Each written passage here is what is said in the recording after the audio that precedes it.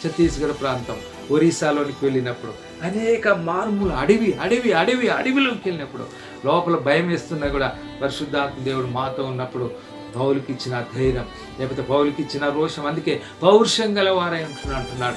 ఇదిగో మనం చూసినట్లయితే రాజుల గ్రంథం, దేవునితో యెహోవా దేవునితో ఏలియా ప్రవక్తను, అయ్యా ఇదిగో నేను మహాపౌరుషం మహారోషము గలవాడై నీ కొరకు ఒక్కడినే నేను జీవిస్తున్నాను. బయలుదేవతలను యెజబెల్ రాణి అహాబు రాజు ఇదిగో 450 బయలుదేవతలు పూజిస్తున్న వారిని ఇదిగో వాడిని నాశనం చేసేసాను. కర్మేలు పర్వతం మహారోష్యము కలిగి నేనొక్కడిని నీ కొరకు.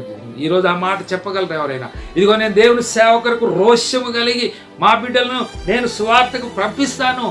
ఇదిగో ఇక నువ్వు జీవించేవాడిని కాదు, క్రీస్తే అంటున్నాడు పౌలు. చూడండి, బ్రతుకుట క్రీస్తే, చావైతే లాభం.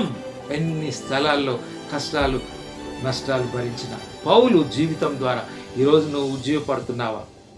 సమస్తాన్ని పెంటగెచ్చు.